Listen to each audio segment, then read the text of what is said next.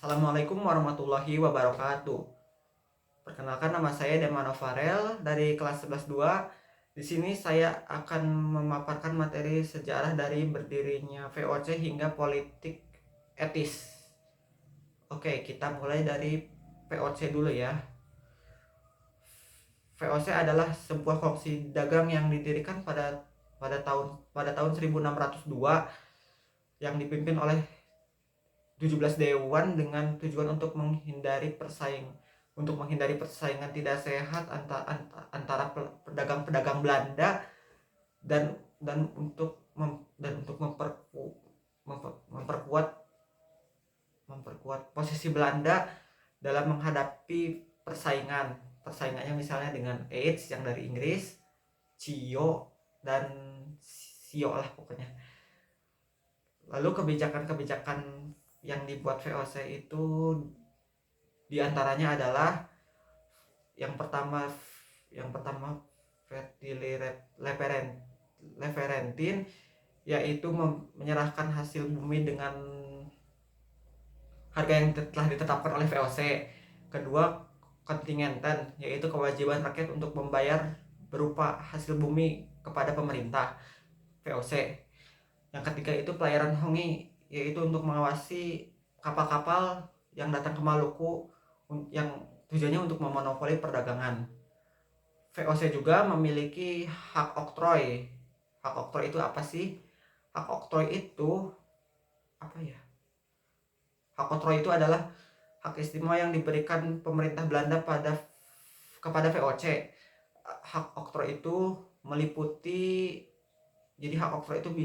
meliputi monopoli perdagangan, mencetak dan mengedarkan uang, serta mengadakan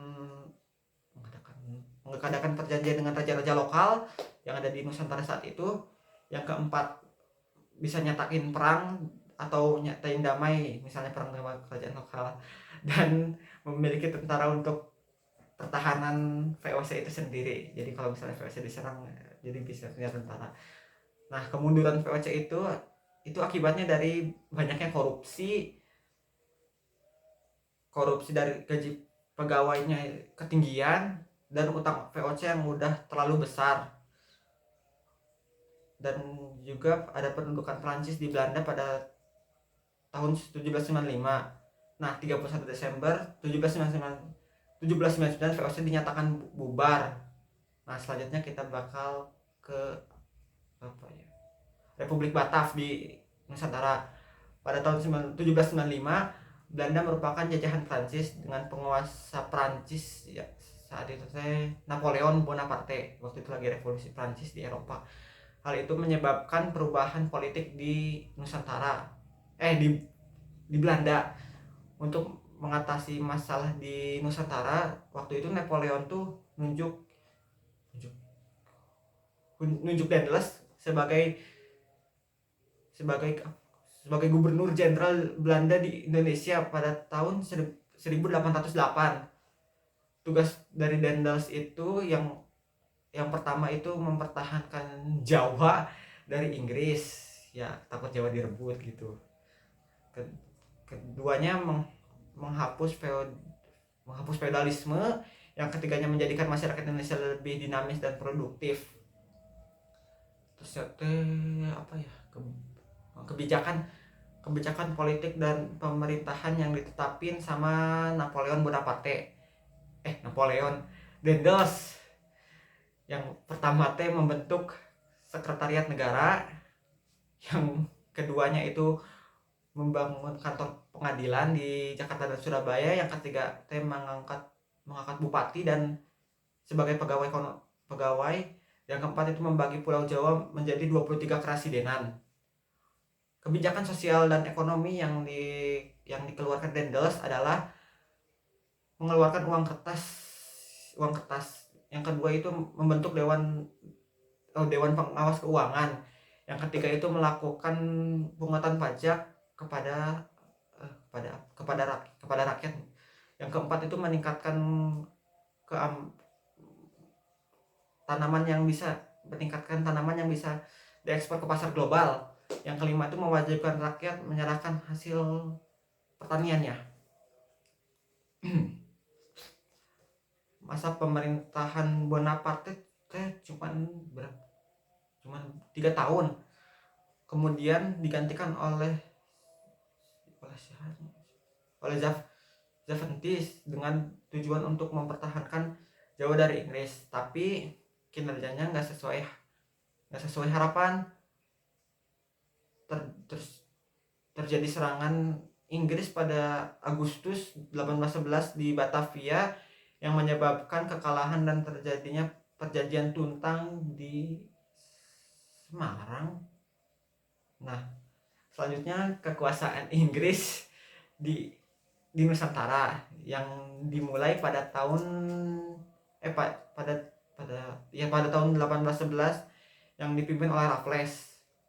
Prinsip-prinsip yang diutarakan Raffles itu yaitu yang pertama kerja rodi dan penyerahan wajib itu dihapuskan. Yang kedua, bupati sebagai pemungut pajak itu dihapus. Dan yang ketiga itu tanah itu milik pemerintah. Jadi kalau misalnya punya tanah tuh si rakyat tuh itu tuh sama aja milik pemerintah. Terus kebijakan politik dan pemerintahan yang diterapin sama Raffles. Yang pertama itu menjalin hubungan baik dengan penguasa lokal. Yang kedua itu membagi Pulau Jawa menjadi 18 keresidenan. Yang ketiga itu mengangkat bupati sebagai pegawai pemerintah, dan yang keempat itu menggaji dalam bentuk tunai, jadi dalam bentuk tunai lah. Nah, selanjutnya adalah kebijakan sosial dan ekonomi yang diutarakan Raffles, yaitu yang pertama menghapus segala bentuk penyerahan wajib. Yang kedua itu menghapus sistem kerja rodi dan perbudakan. Yang ketiga itu memonopoli garam, dan yang keempat menjual tanah kepada swasta dan melanjutkan penanaman kopi di Priangan. Dan yang kelima memberi kebebasan dalam usaha perdagangan. Dan yang keenam itu dimulainya sistem sewa tanah. Apa sih sistem sewa tanah itu? Sistem sewa tanah itu petani itu harus menyewa tanah kepada pemerintah meskipun itu tanahnya. Yang kedua, harga sewa tanah bergantung pada kondisi tanah. Yang ketiga, pembayaran sewa tanah dilakukan dengan uang tunai. Hal positif dari pemerintahan Raffles itu yaitu diterbitkannya buku History of Java.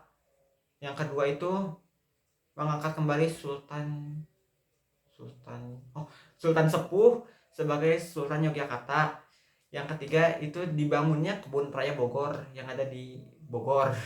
Yang keempat itu ditemukannya bunga Rafflesia arnoldi di Bengkulu, kayaknya Bengkulu.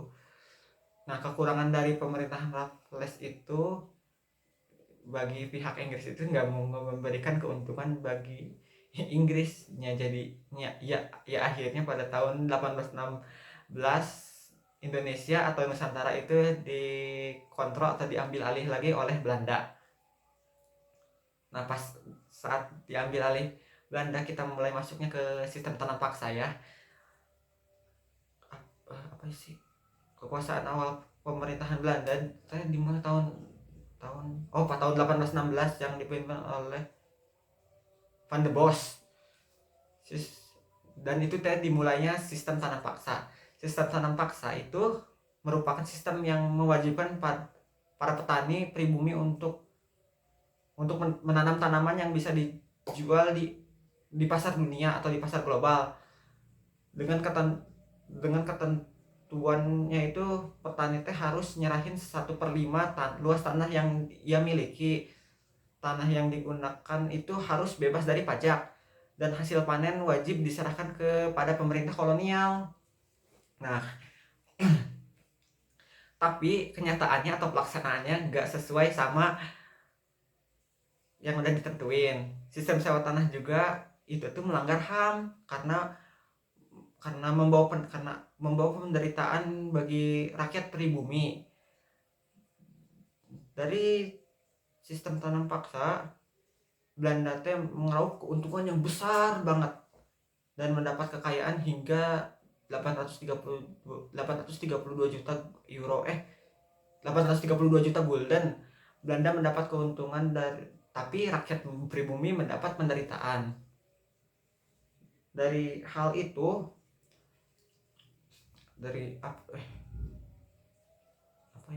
dari hal itu menimbulkan pro kontra di kalangan elit Belanda. Lalu pada tahun berapa sih yang buku 1860 adanya pro kontra lah tentang kebijakan sistem tanam paksa. Salah satu buku yang ditulis oleh Louis Dekker itu Max Lafontaine ya, tentang tanam paksa itu. Pro kontranya, secara bertahap sistem tanam paksa itu dihapus dan digantikan oleh sistem usaha swasta. Tetapi sistem usaha swasta teh nggak sama aja membawa penderitaan bagi rakyat. Nah, selanjutnya ke politik pintu terbuka. Politik pintu terbuka itu adalah sebuah kebijakan politik di mana perekonomian Nusantara atau Indonesia mulai dibuka supaya perekonomian di Nusantara dan Belanda itu terdorong. Kebijakan politik pintu terbuka itu diantaranya adalah sistem tanam paksa yang dihapuskan, terus perekonomian diserahkan kepada pihak swasta. Yang ketiga, pemerintah kolonial hanya sebagai pengawas saja, jadi tentang ekonomi itu diawasnya sama pemerintah saja, dan ditandai dengan keluarnya undang-undang agraria dan undang-undang gula. Isinya lupa. Untuk pelaksanaannya dibuat perkebunan tembakau dibuat perkebunan tembakau, tebu, kina, karet, dan teh di Nusantara. Kalau teh di Bandung, di Priangan. Salah satunya dampak dari politik pintu terbuka bagi Belanda itu diantaranya mendapat keuntungan yang besar kepada pihak swasta maupun pihak pemerintah kolonial. Nah, sekarang ke politik etis. Politik etis itu bisa disebut politik balas budi, karena kan Belanda udah diuntung tapi ke rakyat pribuminya masih menderita gitu. Jadi politik balas budi, politik etis itu, program politik etis itu dibagi menjadi 3, yaitu edukasi, irigasi, dan emigrasi. Tapi politik etis juga terjadi penyelewengan, yaitu diantaranya adalah dalam bidang edukasi adanya diskriminasi dalam pendidikan. Yang kedua, dalam bidang emigrasi, penduduk yang di imigrannya tuh bukan meratakan penduduk di Nusantara, tapi malah untuk memenuhi tenaga kerja. Yang ketiga dalam irigasi itu malah hanya tanah-tanah atau perkebunan Belanda aja yang diairi sama airnya Dampak dari politik etis itu bagi Indonesia tuh lumayan banyak ya. Tapi saya bakal ngasih poin yang penting-pentingnya aja, yaitu sebagai berikut. Pembangunan sarana dan prasarana yang menunjang pertanian, ya kayak di apa sih, lupa. Yang kedua itu pembangunan sarana transportasinya itu semakin bagus lah, kayak ada kereta api di Jakarta, ada tram waktu itu, dan terus memungkinkan melahirkan kaum terpelajar. Dan yang keempat itu pemerataan penduduk di Nusantara. Kayaknya udah sih, mungkin segini aja dulu. Mohon maaf kalau ada kesalahan. Billahi taufiq wal hidayah. Wassalamualaikum warahmatullahi wabarakatuh.